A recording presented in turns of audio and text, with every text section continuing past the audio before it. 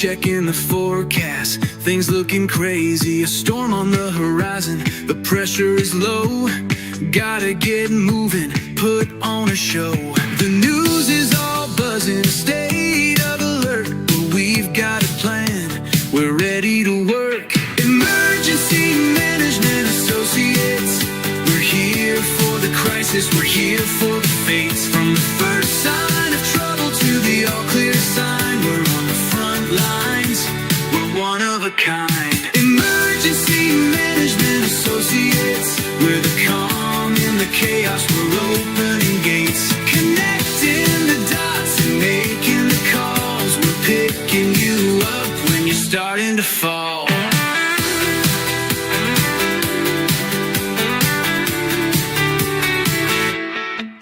See a little fire or a rising flood, we're a well-oiled machine, we're running in the mud. From the city hall meetings to the rescue teams, turning worst case scenarios into hopeful dreams. We're training the people, stocking the gear, we're the team you can count on when trouble is near. Emergency Management Associates, we're here for the crisis, we're here for the fates. From the first sign of trouble to the all clear sign, we're on the front lines, we're one of a kind. Emergency Management Associates, we're the calm in the chaos, we're opening gates, connecting the dots and making the calls. We're picking you up when you're starting to fall.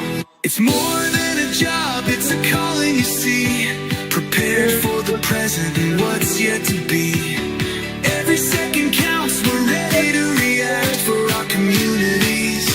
We're making an impact.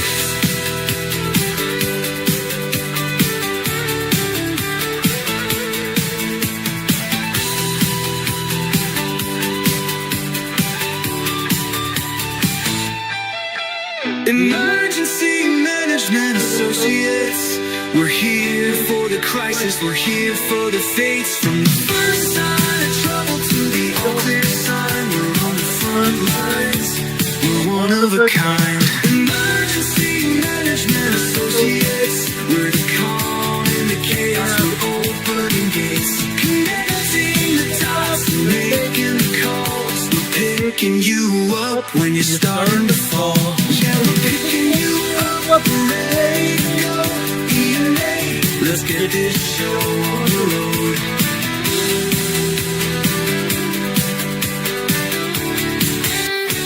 Let's get this show on the road, guys. Let's do it like right now. Good morning, good afternoon, good evening, ladies and gentlemen. Welcome to Emergency Management Associates. We're coming to you from the Area Command, 392 miles west of Kitty Hawk Beach, North Carolina. Welcome to our program, guys. We're here in the Area Command. Now, guys, I have some very sad news to report to you. Okay, for some people, it might not be as sad as news as it is for me, but guys, I've been in the business 24 plus years now. For me, this is a very sad state of affairs. Let's watch this clip here from Newsmax.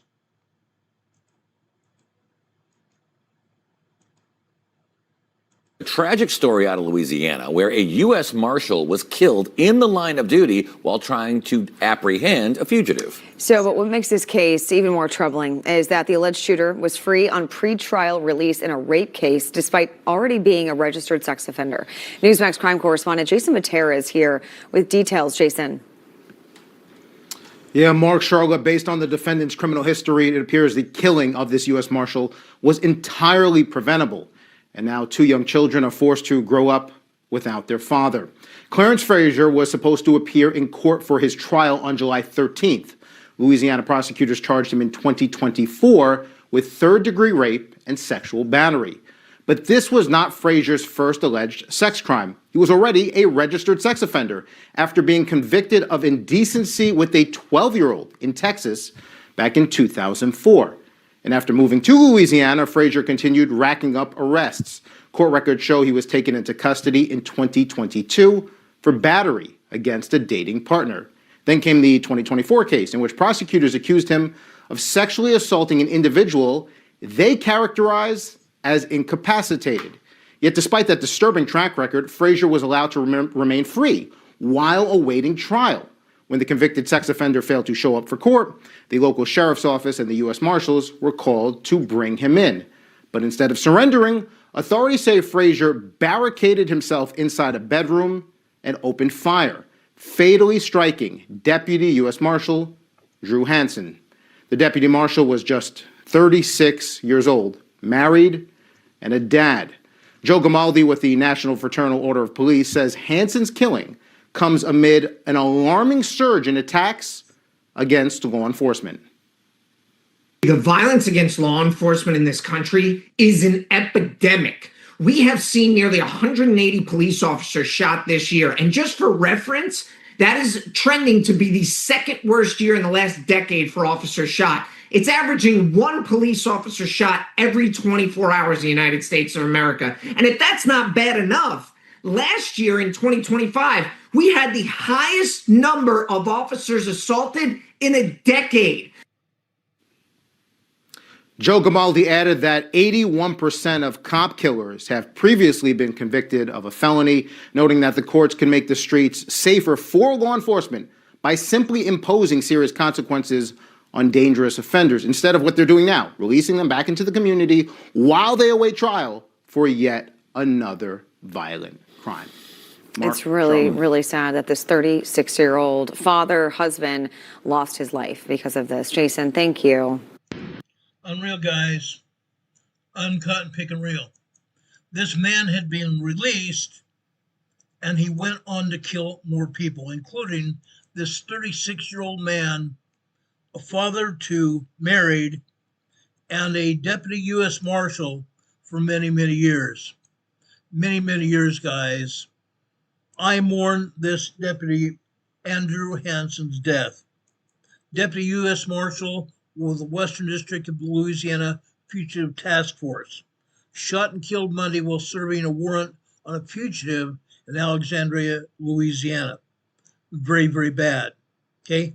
He was tragically killed in Repeaties Parish on Monday while executing a search warrant for that individual you just saw there on the video. Okay? We join the mayor of and Governor of Louisiana and their partners there, our law enforcement partners in Louisiana, both state, local police, and sheriff, in honoring him this day and honoring all of you, all law enforcement officers in our law enforcement family. We've had the pleasure of working with the people in Louisiana during Hurricane Katrina over there in Jefferson Parish and New Orleans. I personally worked with you guys. We love you. Okay? As for the individual responsible for the heinous act, you are in jail right now. You should not have been released from jail in Texas 3 years ago. You should have been held there. Now, guys, I'm going to say something in just a minute that might bring some justice to all of you as well. Okay, hang in here with me, guys. Hang in here with me. This individual should have been stayed in jail 3 years ago. Deputy U.S. Marshal Michael Andrew Hansen, 36 years old, along with members of the Repeaties Parish Sheriff's Office, were attempting to serve an arrest warrant on Clarence Frazier, 48-year-old fugitive. 48-year-old fugitive in connection with his failure to appear in state court. A failure to appear warrant. Okay? Failure to appear warrant. He was supposed to face trial on a charge of sexual battery with a person with infirmities. Sexual battery on a person with infirmities. He also had sexual battery on a teenager, a 10-year-old in Texas. Unreal. Uncut and pick and real, guys. The U.S. Marshal Service and the Repeato County Sheriff's Office, or I shouldn't say county, but Repeato Parish Sheriff's Office, located Frazier at his residence on Rutland Road and obtained a search warrant. The officers then approached Frazier's residence while bearing clear law enforcement markings on their uniforms and their police units to execute the warrant. They announced their presence and forced entry into the residence. Officers found Frazier barricaded in his bedroom, where he shot at the officers through the walls and the room door, striking Hansen, who succumbed to his injuries at approximately 4:45 p.m. Monday afternoon. Frazier then engaged in a further standoff with law enforcement in his bedroom until he was taken into custody. The Federal Bureau of Investigation is investigating this case with assistance from the Rapido Parish Sheriff's Office. On Monday, our nation just lost one more hero. One more hero. We're extremely saddened by the tragic loss of Deputy U.S. Marshal Andrew Hansen, shot and killed by a dangerous fugitive. His life mattered. All lives matter, guys. All lives matter. Our thoughts and prayers are now with his family and his friends, his children, his young children, and our law enforcement community throughout the world. Andrew was selflessly devoted to making his community and his nation better and safer. His sacrifice will not be forgotten. Andrew Hansen joined the U.S. Marshal Service in 2020 with assignments in the Southern District of Alabama, Western District of Louisiana, and prior to the USMS, U.S. Marshal Service, where he worked with Customs Border Protection in Nogales, Arizona, then worked with Immigration Customs Enforcement in New Orleans. Before that, he served with the Ocean Springs, Mississippi Police Department, the Mississippi Department of Transportation, and the Gulfport, Alabama Police Department. Andrew is survived by his wife and 2 children. I personally am mourning him. I used to work in New Orleans when I was doing Hurricane Katrina after the fact. I did not meet him. I did not meet him or his family, but I'm mourning his loss. He should never have been killed. I'm holding the judges responsible for his murder. The judges in Texas that released his murder. I'm holding the justices in Louisiana that released this murder back out on the streets. And I'm holding the justice that brings this person to justice to make sure he stays either in jail or he is executed for his crimes. Okay? He's executed by the state for his crimes. Okay? I'm holding the justices responsible for that. They should never release him.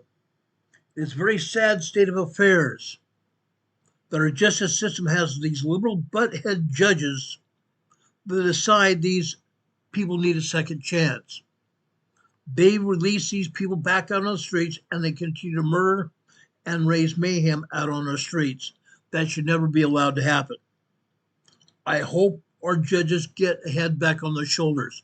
If not, our judges should also be held to account. Our judges should be sent to prison themselves. Our justice should be held accountable, sent to prison themselves if they let anybody out and those people continue to raise mayhem or even raise murder after they're sent in prison or jail. That should never happen. Those prisoners should remain in jail for the life. For the life. I'm going to just say that straight out. I read of another occasion over in Oregon, Portland, Oregon, where a man had been released from jail after murdering and also doing that R word.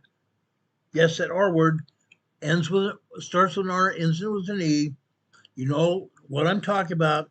I don't want to raise any problems on YouTube, but that man murdered a person and then did the R word with another woman after he was released from jail by a friggin' judge in Portland, Oregon.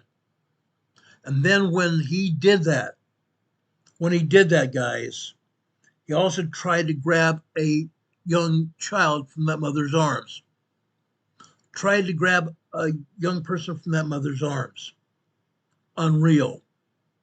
Now, I realize that the Portland Police Department and other police departments in Washington and Oregon are liberal people. Very liberal people. They elect liberal judges. Communist, Democrat, liberal judges.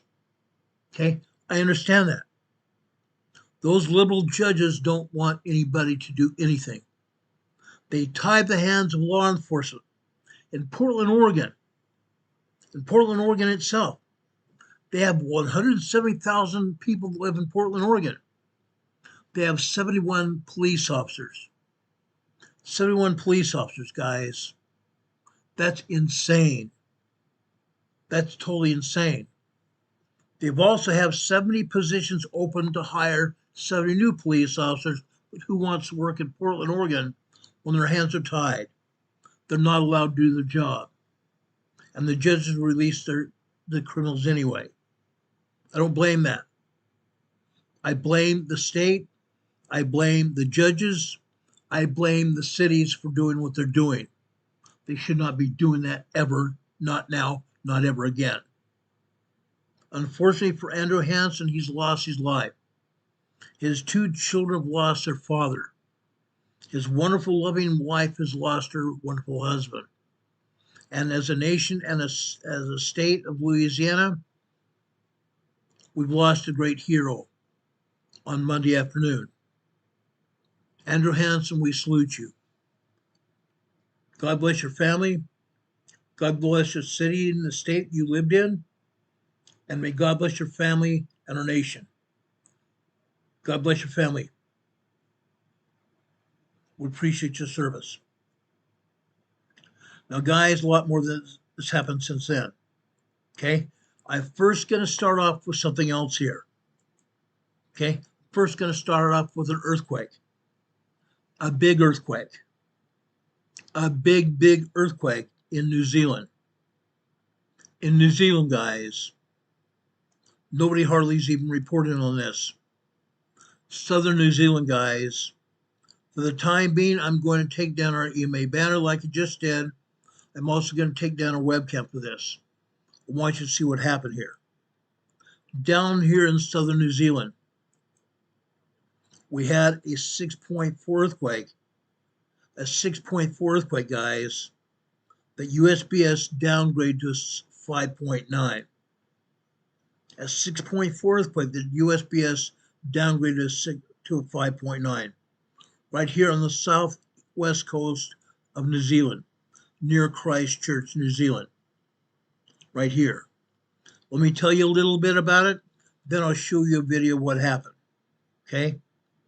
Last night, early this morning, a powerful late-night earthquake rattled New Zealand's South Island, shaking homes across a popular tourist region and briefly triggering a tsunami warning. Originally reported as a 6.4, 6.3 earthquake, the quake was later revised down to a 5.9. The earthquake struck 40 kilometers north of Tainau at 9:14 p.m. on Thursday, at a depth of 53 kilometers deep, with nearly 20,000 people reporting that they felt the tremor. The tremor.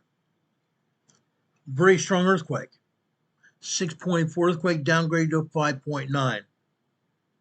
That's not a tremor, guys. That's a trembler. That is a very dangerous earthquake.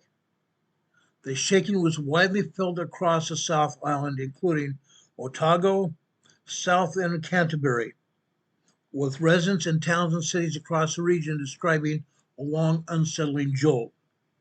In Wanaka, one Facebook user said the quake felt very strong, while another in Alexandria reported hearing a very loud rumble, followed by what some called a decent shaking.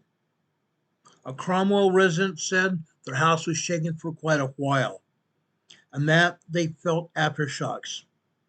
While further south in Riversdale, one person said the shaking lasted around 20-30 seconds. The National Emergency Management Agency there in New Zealand issued a tsunami warning soon after the quake, but they later downgraded to a tsunami advisory. Tsunami advisory warning of dangerous coastal conditions rather than land inundation. Dangerous coastal conditions rather than land inundation. Dangerous coastal conditions meaning higher water, infrequent waves. I'm saying infrequent waves, guys, because waves after this kind of earthquake are infrequent. They come and go. at different times. They're very strong waves as well. Okay? People were being advised to stay off the beaches and away from the shore areas as dangerous currents and unpredictable surges remained possible near the shoreline. The advisory for tsunami activity was then canceled as no tsunami signals were detected in the first 2 hours after the earthquake struck. Okay? This struck after 9:15 p.m. New Zealand time.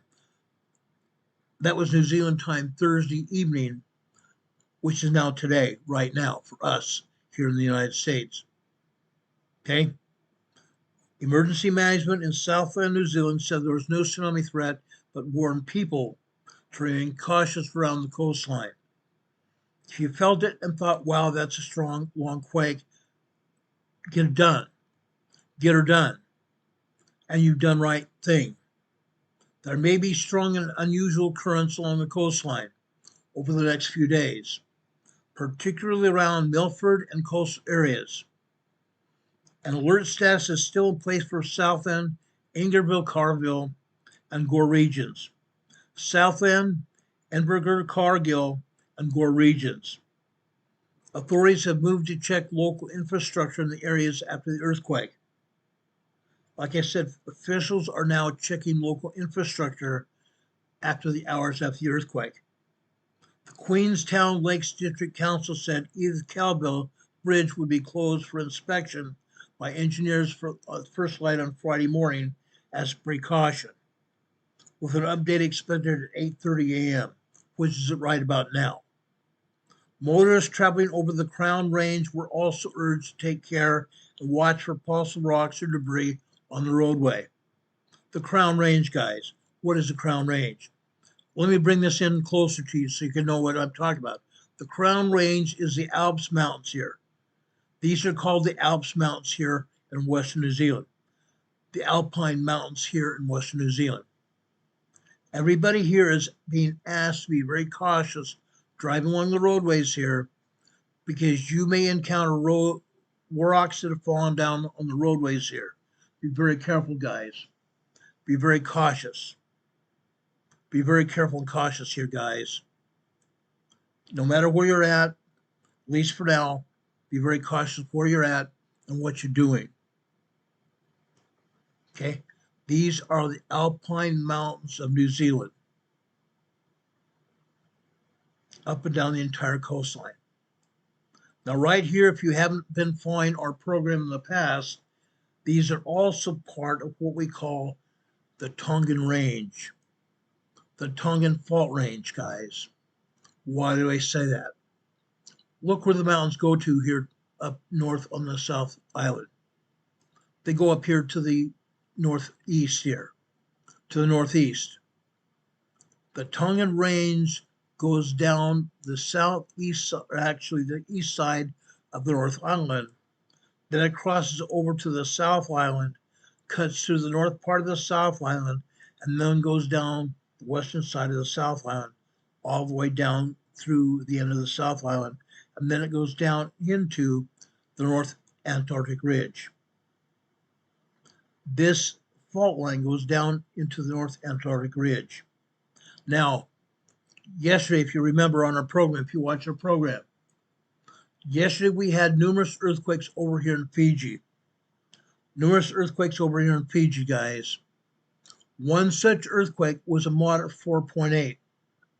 We told you then that earthquake would generate a 5.8 to 5.9, possibly even a 6.0 earthquake in the region, somewhere in the region. In this case, I believe what we saw here last night in New Zealand and early this morning here in the United States, here in Southland, New Zealand, I believe this is part of that earthquake here. 5.9, 6.4 earthquake here. I think this is the earthquake that we're looking for here. I said last night on that program, when I talked about that earthquake here in Fiji going to birth or propagate a much larger earthquake, that's what happened here in New Zealand today. That's what happened here in New Zealand today.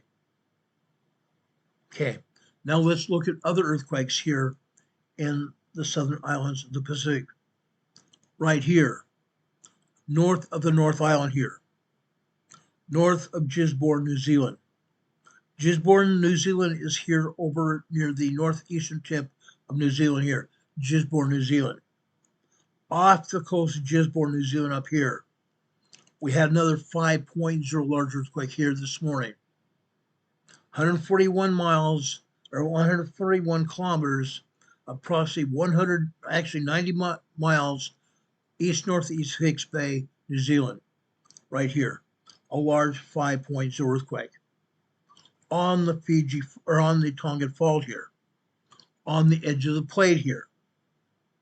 Again, this is the edge of the plate here. Okay, then we go north here. This time on the Fiji trench here. This time on the Fiji trench. We have another 5.8 earthquake here. Another 5.8 earthquake here, south of Fiji. In this case, this is another deep quake. So this quake does not negate we're not going to have a large quake. That other earthquake was a shallow quake down there in the Southland, New Zealand. This is a deep earthquake as well. A very large 5.8 earthquake here. This one is, by in fact, 440 kilometers deep.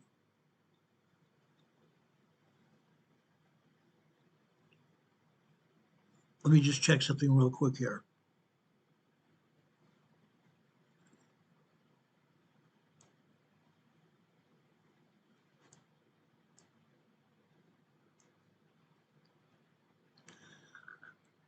This is 340 kilometers deep. This is not a deep quake. This is a moderately deep quake. This earthquake is not going to propagate anything so far. It's not a deep enough quake. This is a moderately deep quake. It's not going to propagate anything. But this is still a 5.8 earthquake, a dangerous earthquake. But it's not near any landmass to cause any problem. The Pacific Ocean waters absorb the shockwaves of this quake. The Pacific Ocean waters absorb the shockwaves of this quake. Let's zoom out here again. Going up to the north here, again on the Fiji Trench. This is a 4.5 earthquake here. 4.5 moderate earthquake here. 4.5, or I should say 4.0 to 4.9 are moderate earthquakes. This is a 4.5 moderate earthquake. This earthquake, however, is 285 kilometers deep, also a moderately deep earthquake, not near any landmass. So in this case, nothing else is going to happen. The ocean waters here in the Pacific Ocean absorb the shockwaves from this quake. Okay, this is 189 kilometers west of Niapu, Tonga. Niapu, Tonga right there, offshore. Nobody felt this earthquake. The ocean waters absorbed the shockwaves of this quake. Okay, now, with that said, let's go over further here to the west. Papua New Guinea. This is a 4.6 moderate earthquake here in Papua New Guinea. 109 kilometers east-southeast of Kokopo, Papua New Guinea. Zoom in here. Again, this is off the coast of New Guinea. 109 kilometers east-southeast of Kokopo, Papua New Guinea. Now, guys, Kokopo is way up here. Way up here. Not near the coastline here. We can zoom in here. There are other small towns and I can't say cities, but very small towns here. They may have felt some kind of movement here. They may have felt some kind of movement here, but guys, this is not strong enough earthquake to affect anybody. The ocean waters here, the ocean absorbed the shockwaves of this quake as well. Okay? Not a big deal. But the big deal is this. USGS is not showing any earthquakes at all here in Indonesia. There are 62 earthquakes here in Indonesia alone. 62 earthquakes. USGS is not showing one of them. Not a single one of them. That's what's so bad about this. This is a 4.7 here in south of the Philippines. Another moderate aftershock south of the Philippines here. A 4.7 here. Yesterday we had a 6.0 here. The 6.0 was also an aftershock from a major quake we had here over a month ago. We're still having aftershocks here. Dozens of aftershocks in this region. That's going to go on for many weeks and even months. We're going to still see aftershocks here south of the Philippines for weeks and even months after the major earthquake that we had here over a month ago. The people here in the southern Philippines are still digging out from the great tragedy they had when a great big major earthquake happened over here. Great big major earthquake happened over here. And there was a great deal of damage over here in General Santos City and all the other towns and cities along the coastline here. These areas were hardest hit. Some areas where people had a hard time trying to get into the towns because they don't have the adequate roadways here. They're still trying to find people buried in rubble here. They're still trying to find people that were buried in the rubble here. That's going to be an ongoing problem here in the Philippines for some time yet. Okay? Again, the world's trying to help the Philippines. The world's also helping dig out Venezuela as well. May God bless all those people in the Philippines and Venezuela. They need our help. Don't ever forget them in your prayers. They need God's watchful eye over them. Let's go north here. Okay? Way north here. Okay? Right here. North of Luzon, Philippines here. This is another 4.8 earthquake here. Out here in the South China Sea. 4.8 moderate earthquake here. Out here in the ocean, this is 10 kilometers deep, 6.2 miles deep. Not a big deal. The ocean waters absorbed the shock waves from this quake as well. Not near any landmass, nobody felt it. Now let's go here, south of Kyushu, Japan. This just happened. Right after we came on the air, I heard this just happened. This is a large 5.2 earthquake here. This is a large 5.2 earthquake. This is also 35 kilometers deep. Shell earthquake here. Shell earthquake. 5.2 in magnitude. Large earthquake, guys. Now, guys, this is 48 kilometers east of Nishimoto, Japan. I don't believe anybody on land felt the major shockwaves from this earthquake. I don't think the major part of this earthquake hit on land. However, I do believe that some part of this earthquake shook this island here and shook part of Kyushu, Japan here to the north. Okay? They may not have felt the full brunt of the 5.0 earthquake, but they did feel a lot of shaking. They did feel a lot of shaking here. Okay?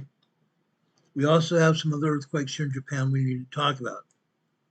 Down here to the southeast here. This area has also had a very large earthquake here. In this case, a 5.5 earthquake right here. Now, this is very far south of Japan here. This is what they call the volcano islands. The volcano islands. This is the northern part of the Mariana Trench here. 5.5, very large earthquake here. This also, guys, 12 kilometers deep. Very shallow earthquake. Then we go further up here to the north, just southeast of Tokyo. southeast of Honshu, Japan here. This is a 4.6 moderate earthquake here. 4.6 earthquake, 10 kilometers deep here. Offshore from Japan, nobody felt this earthquake either. Going over here towards the landmass, right here. Guess what? The people here in Tokyo felt this earthquake. 4.7 earthquake here. Now, guys, this is some distance from Tokyo. This is some distance from Tokyo, but let's zoom in here. I want to show you what's going on here. There are towns here. There are towns here, guys. This is a populated area. This is a populated area, very populated area. People felt this earthquake. 4.7 moderate earthquake. Moderate earthquakes do some damage.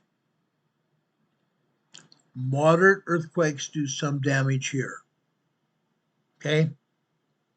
They cause knickknacks to fall off books and shelves. Knickknacks fall off of shelves. Pictures and plaques fall off of walls. Dishes rattle around in dishes and plates and glassware rattle around in cupboards. If the cupboard doors are not adequately secured, the glassware and porcelainware that are in the cupboards tend to rattle around and can fall off the shelves and break as well. That's what happens. That's why I tell everybody during our preparedness classes, secure your homes.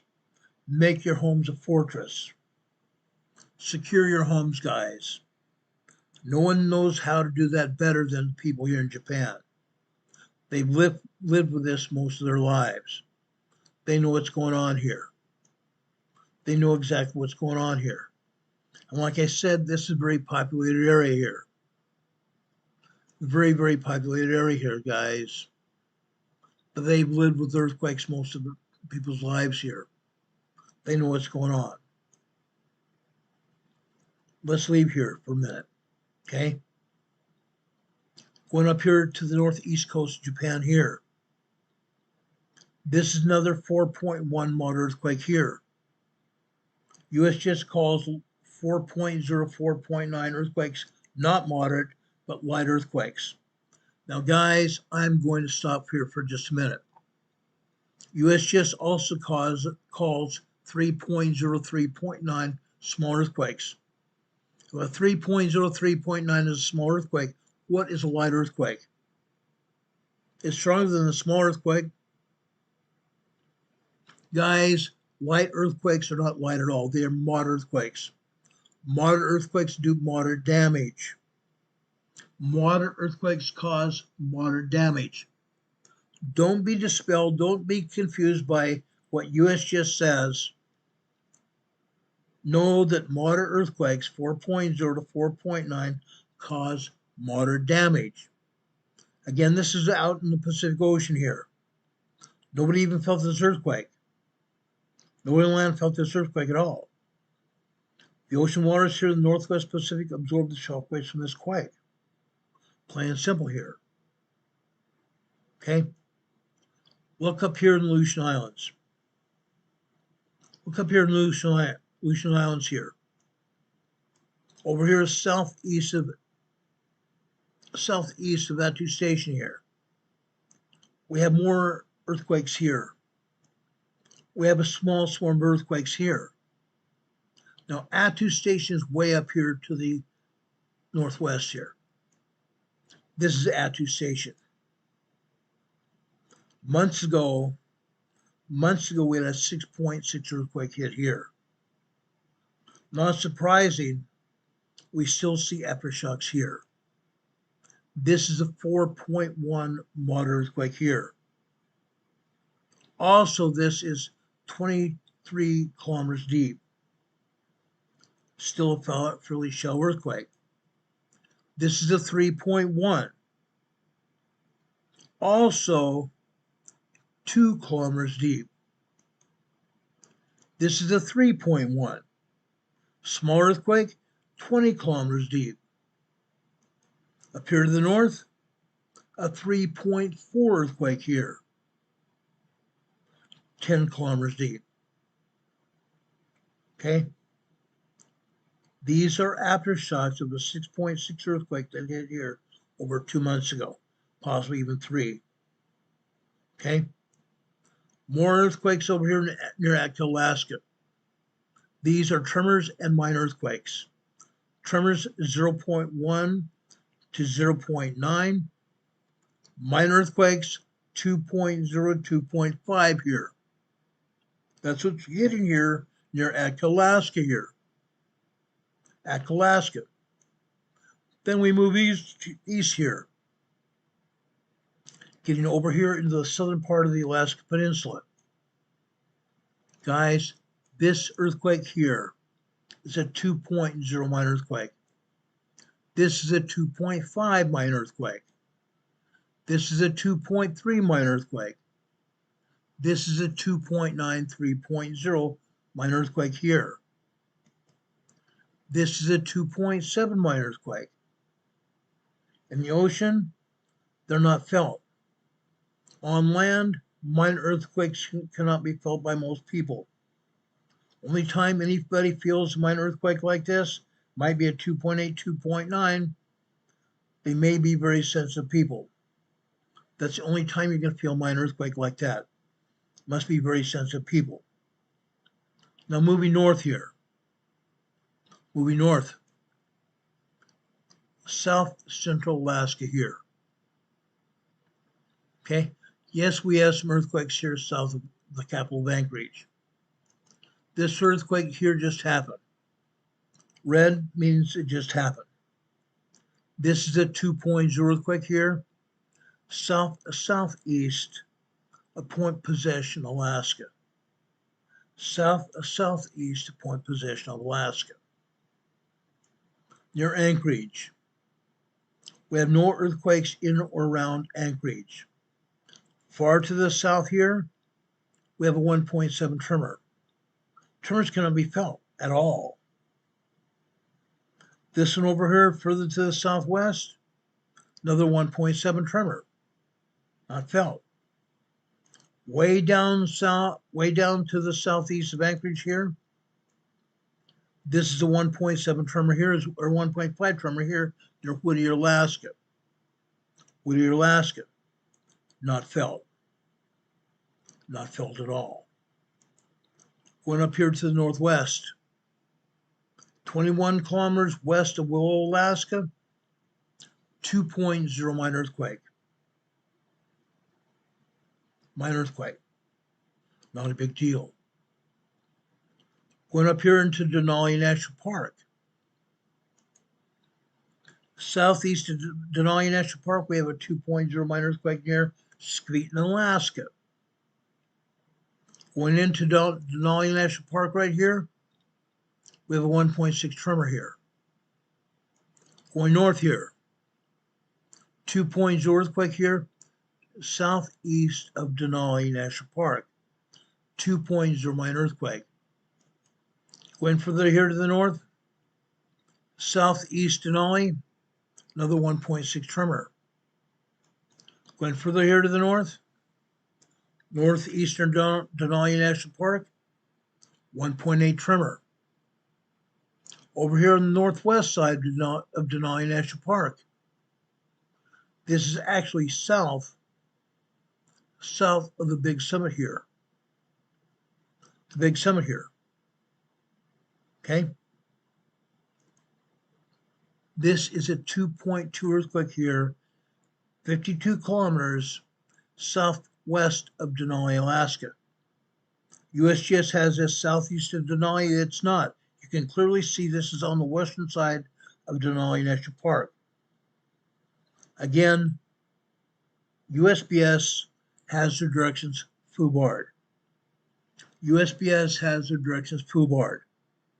This is clearly on the west side of the Denali National Park. USGS says this is south-southeast. This is south-southwest of Denali National Park. Plain and simple. Plain and simple here. Okay? We'll go further north here. Central Alaska here. 2.8 minor earthquake here. 64 kilometers west-northwest of Tanana, Alaska. Tanana volcano, guys. Tanana volcano. That's where this earthquake is. Now, guys, I'm going up here to the Arctic Circle here. This area you see a brown and gray here, this is the Arctic Circle. There are no earthquakes even near or north of the Arctic Circle here at all. None. None. 90% of the earthquakes are over here, either in central or southern Alaska here. We do have a large earthquake over here in southeastern Alaska here. This came in earlier this morning. This earthquake happened at approximately 3:37 a.m. Eastern Time this morning. 3:37 Eastern Time this morning, it woke me up. This is a 5.2 aftershock. A 5.2 aftershock from a 7.2 earthquake that hit here 6 months ago. A 7.2 earthquake here 7 months ago. And today we're having a 5.2 large aftershock. Today, 122 kilometers southeast of McCarthy, Alaska. We also have some aftershocks as well. Again, this is not even showing nearly the aftershocks that it actually has. This is a 1.8 tremor here. This is the 3.5 small earthquake here. Over here to the northeast is 1.7 tremor here. Now, I'm going to show you my device in just a minute here. Let me bring up my other device here. I want to show you earthquakes around this area so you won't misunderstand what's actually going on here. USGS is not wanting to show what's actually happening here. I want you to understand what's going on here. It's important. This is important, guys. I would not spend the time showing you this. This is very important. Let me show you something.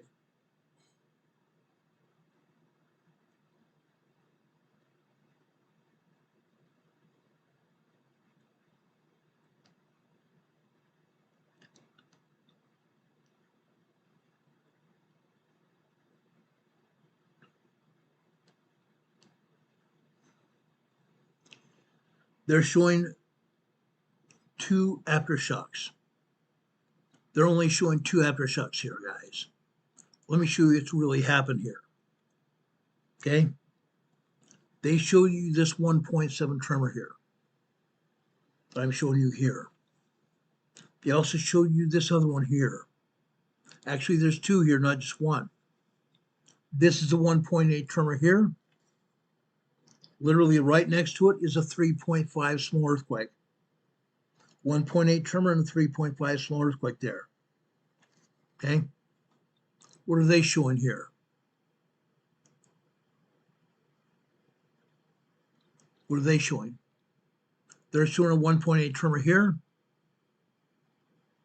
And then right next to it is a 3.5, just like the EMSC European Agency is showing here. But there's one other one here. There's one other one here. Northwest of the other earthquake. Northwest of the large earthquake here. Way up here, 42 miles east of McCarthy, Alaska. This is a 1.4 tremor here. 1.4 tremor here. USPS is not showing that at all. Not a thing. Not a thing. Now, guys, there's some other earthquakes I want to show you here as well. Okay? Let's go down here to Haida Gwaii. Haida Gwaii over here. Okay?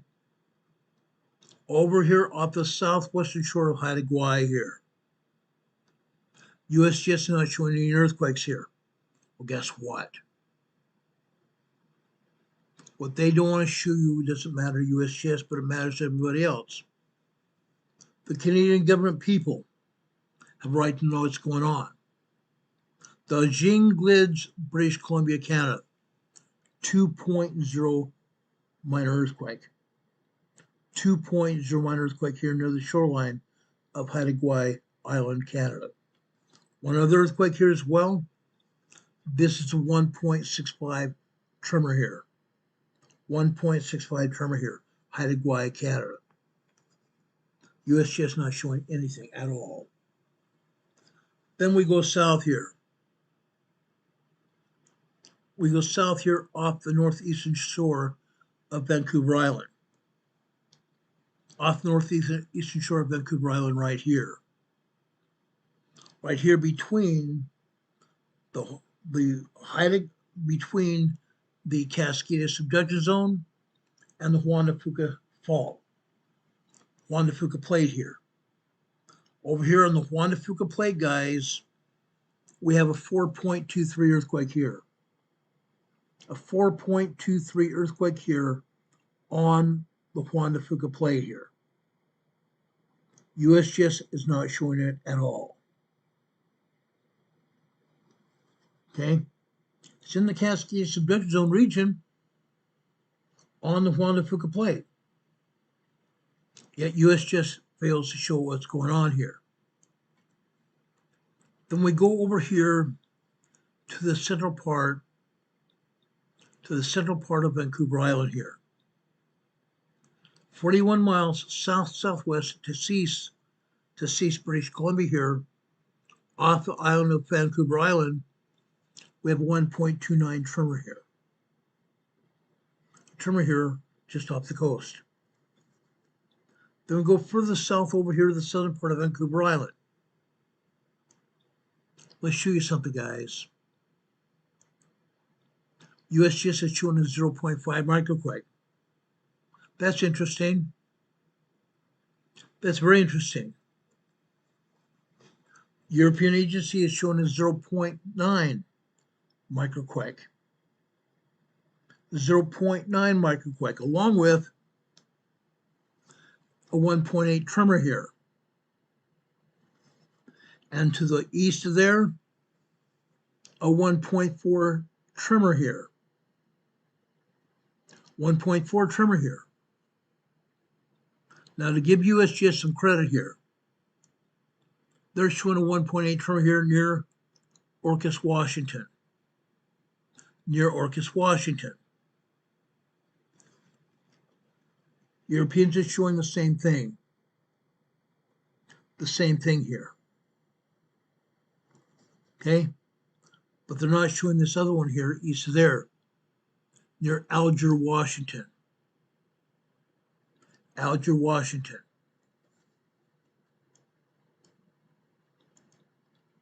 Right here, this is a 1.24 tremor here, Alger, Washington. Then further south from there, this is a 1.16 tremor here. 1.16 tremor here. That is south of Bryant, Washington. Bryant, Washington. USGS is not showing that. They're not showing that. But south of there right here, USGS is showing this 1.2 in Bryant, Washington. That's fine and good. The EMSC is showing this a 1.6 tremor here, Bryant, Washington. South of there, Maple Valley, Washington, is 0.95 microquake, 1.0 tremor here. 1.0 tremor here. Now, we go down here to the south here. This is their Maple Valley earthquake here. 1.0 USPS has it at 1.0. European agency has this as a 1.16 tremor here. Maple Valley. Okay? And a brand new earthquake southeast of Tacoma. They're listing this as an explosion here. An explosion, guys. This is interesting. Allegedly a 1.2 tremor here. Explosion. Explosion here.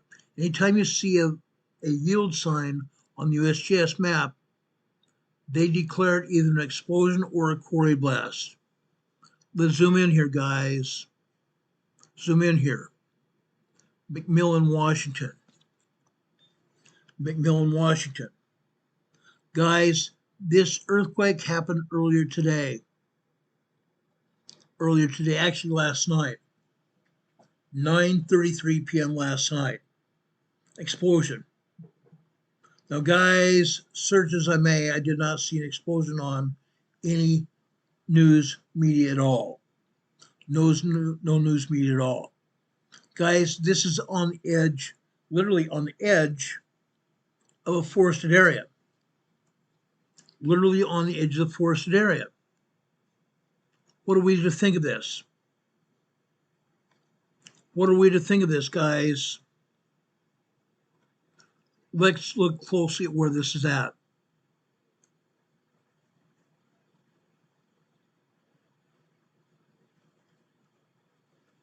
Okay, right here. Alleged 1.2 explosion just happened.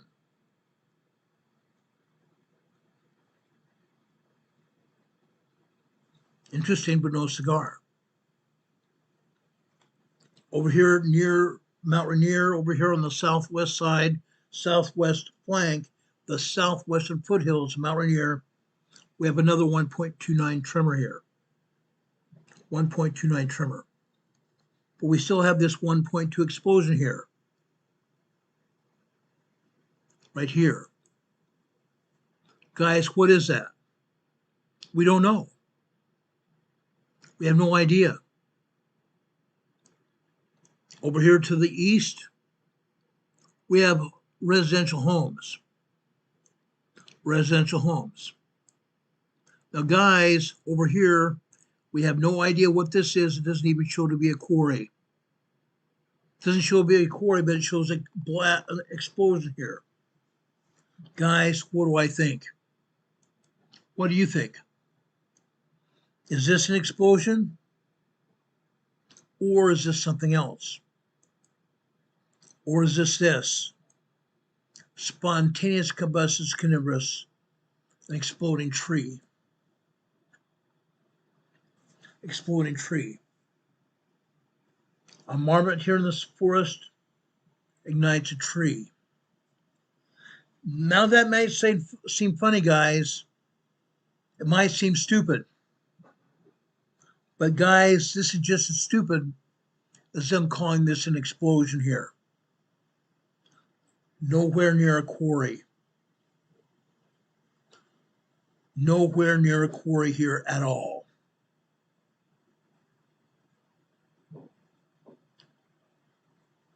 Arnold Schmidt is here in our chat. He's from Vancouver, or not Vancouver, he's from Alberta, Canada.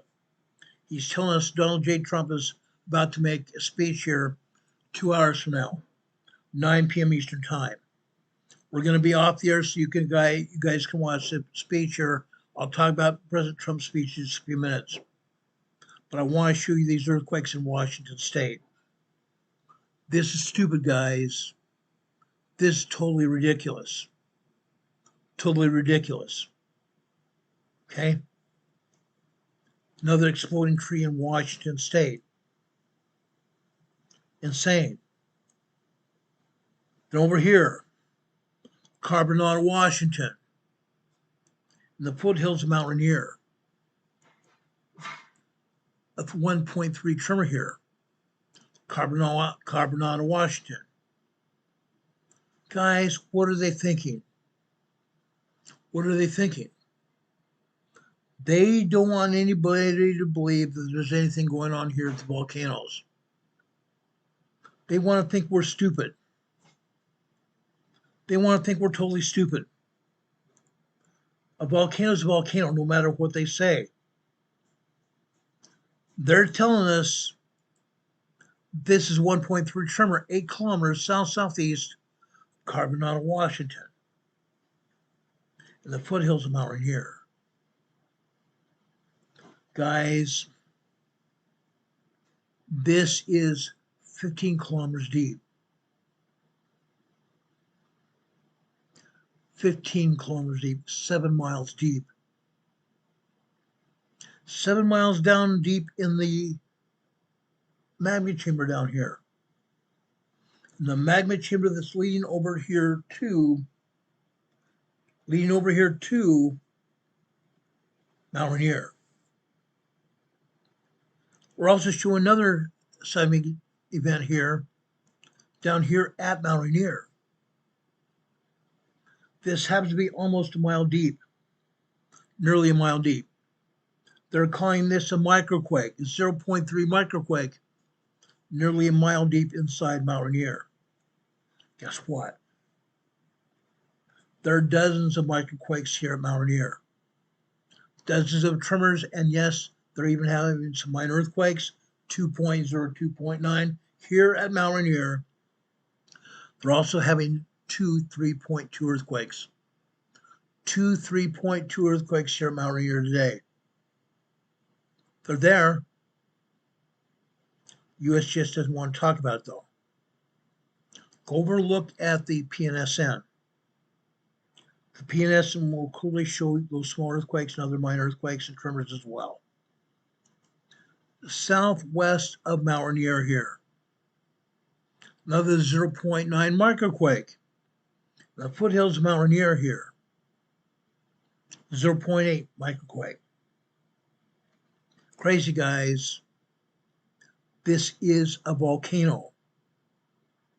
Yet USGS is saying this is Mineral Washington. 9 kilometers west-southwest of Mineral Washington. In the foothills of Mount Rainier.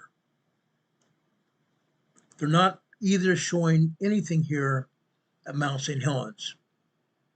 There's all kinds of activity here at Mount St. Helens as well. They don't want anybody to see it.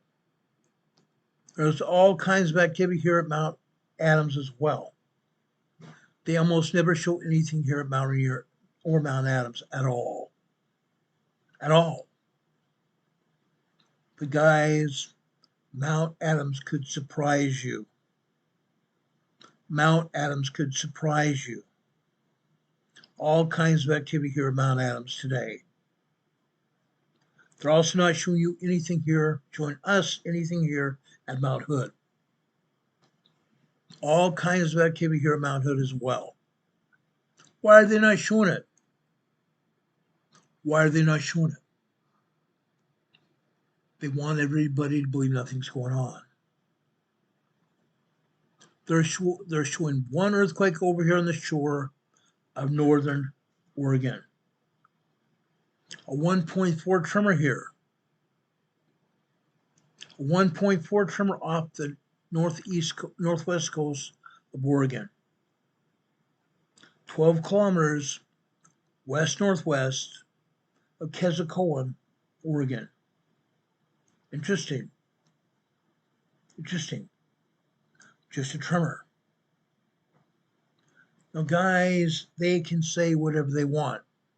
They don't have to show any earthquakes at all, but guess what? There are earthquakes here.